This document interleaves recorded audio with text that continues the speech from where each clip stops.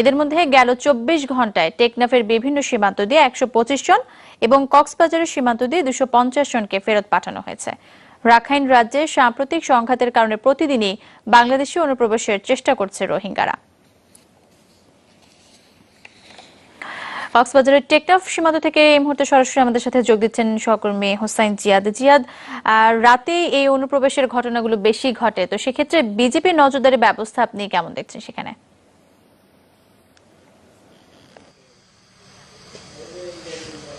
শায়লা, অনুপ্রবেশের চেষ্টা কিন্তু প্রতিনিয়ত বাড়ছে। বিশেষ করে আজকে সকালেও আমরা কক্সবাজারের সীমান্তবর্তী যেসব আরাকান রাজ্যের যেসব গ্রামগুলো, সেখানেও বড় আকারের ধোঁয়া দেখতে পেয়েছি। বিজিবির পক্ষ থেকে অনুমান করা হচ্ছে আজকেও সেখানে অভিযান চলেছে। ফলে অনুপ্রবেশের চেষ্টা কিন্তু প্রতিনিয়ত বাড়ছে। বিশেষ করে রাতের বেলায় নাফ নদী পাড়ি দিয়ে ছোট ছোট নৌকা করে তারা এপারে আসার চেষ্টা করছে। পাশাপাশি বান্দরবান এবং কক্সবাজারের ঘুমদুম, তমরু এইসব দুর্গম পাহাড়ি এলাকাগুলো দিয়ে কাঁটাতারের বেড়া ভেদ করে তারা বাংলাদেশ সীমান্তে প্রবেশ করছে। বিজিবি বলছে যে এই ঘটনার পর থেকে 1 নভেম্বর থেকে আসলে এই চেষ্টা ঠেকানোর জন্য তারা বাড়তি নজরদারি রেখেছেন। বিশেষ করে কক্সবাজার এবং টেকনাফ এই দুটি অঞ্চল এবং বান্দরবান অঞ্চলে প্রায় 6 ব্যাটালিয়ন বিজিবি কাজ করছে। পাশাপাশি বিজিবির কক্সবাজার অঞ্চলে 2 প্লাটুন বিজিবি কিন্তু বাড়ানো হয়েছে। সীমান্ত চৌকিতে সার্বক্ষণিক নজর রাখছেন। বর্ডার অবজারভেশন পোস্টগুলোতে 2 জন করে কিন্তু 24 ঘন্টা ডিউটি করছেন। পাশাপাশি মোবাইল যে পেট্রোলিং সেটিও কিন্তু বাড়ানো হয়েছে। দুর্গম পাহাড়ি পথে হুন্ডা, এইসব নাফ নদীর পথে কোস্টগার্ড তারা কিন্তু সার্বক্ষণিক টহল দিচ্ছেন। তবে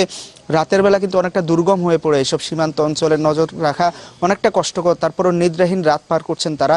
এর পাশাপাশি বিভিন্ন পয়েন্টে অনুপ্রবেশের চেষ্টার খবর আমরা পাচ্ছি।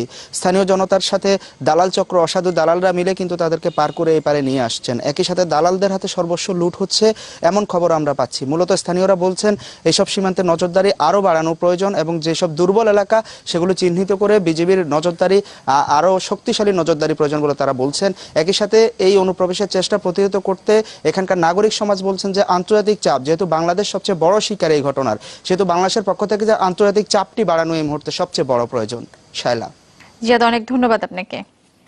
বাংলাদেশ মিয়ানমার সীমান্তে অস্থিরতা বিরাজ করছে। সীমান্তের ওপারে বিক্ষিপ্ত গোলাগুলির শব্দে স্থানীয় বাসিন্দাদের মধ্যে আতঙ্ক দেখা দিয়েছে। মাঠের ফসল তুলতে যেতে পারছেন না অনেকেই, ভয় পাচ্ছেন নাফ নদীতে মাছ ধরতে যেতেও। তবে বিজিবি জানিয়েছে সীমান্তে দুর্ভেদ্য নিরাপত্তা ব্যবস্থা গড়ে তোলা হয়েছে। দুর্গম সীমান্ত জুড়ে চলছে সার্বক্ষণিক টহল।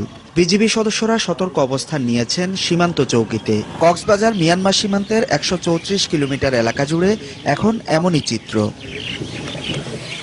স্বাভাবিক পরিস্থিতি না থাকায় নিত্যদিনের জীবনচিত্র পাল্টেছে সীমান্তে বসবাসকারীদের। তারা বলছেন প্রতি রাতেই ঘুমধুম তমরু সীমান্তে শোনা যাচ্ছে গোলাগুলির শব্দ, আর এতে আতঙ্কে আছেন অনেকে।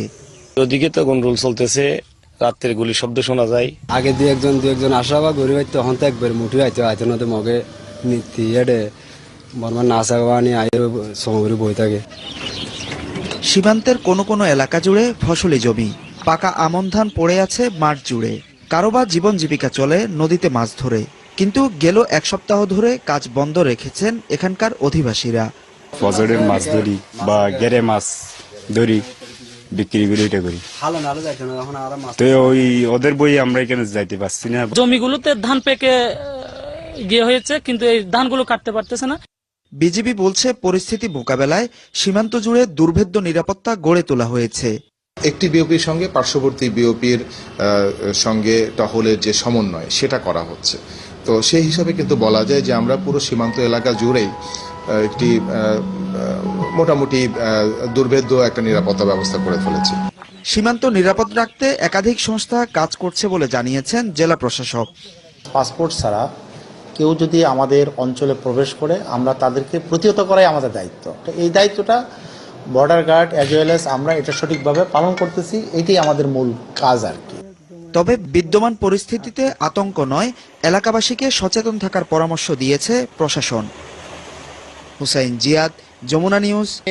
সে দেশের সংখ্যালঘুদের উপর যে হত্যা, ধর্ষণ, নির্যাতন করছে তা বিশ্ব মানবতার জন্য হুমকি স্বরূপ। জাতিসংঘ সহ বিভিন্ন মানবাধিকার সংস্থাকে আরো জোরালো ভূমিকার আহ্বান জানাচ্ছি। ধান কাটার পরামর্শ দিয়েছেন স্থানীয় কৃষি কর্মকর্তারা। এর আগে ঘাতক দালাল নির্মূল কমিটির গণশুনানিতে অংশ নেয় সাঁওতালরা। বিচারপতি শামসুদ্দিন চৌধুরী মানিক, বিচারপতি শামসুল হুদা সহ 18 সদস্যের একটি প্রতিনিধি দল নির্যাতিতদের কথা শোনেন। গণশুনানিতে হত্যা, নির্যাতন ও উচ্ছেদের বিষয়ে বক্তব্য তুলে ধরে সাঁওতালরা। গাইবান্ধার সাহেবগঞ্জ আখ খামারের জমি নিয়ে বিরোধের জের ধরে সেখানকার সাঁওতাল বসতি পুড়িয়ে দেয় দুর্বৃত্তরা। ওই ঘটনায় অজ্ঞাত পরিচয়ে 500 থেকে 600 জনকে আসামি করে মামলা হয়। উচ্ছেদ কার্যক্রমটা শুরু থেকে অবৈধ। সেই অবৈধ কার্যক্রমের পরিপ্রেক্ষিতে সাবসিকুয়েন্টলি যত রকমের কাজ হয়েছে প্রত্যেকটাই অবৈধ। সেটা ছাড়াও যে সমস্ত ঘটনা ঘটেছে, হত্যা, অগ্নিসংযোগ, লুটপাট, এই শব্দগুলো স্পেসিফিক্যালি বাংলাদেশের প্রচলিত আইনে ফৌজদারি অপরাধ।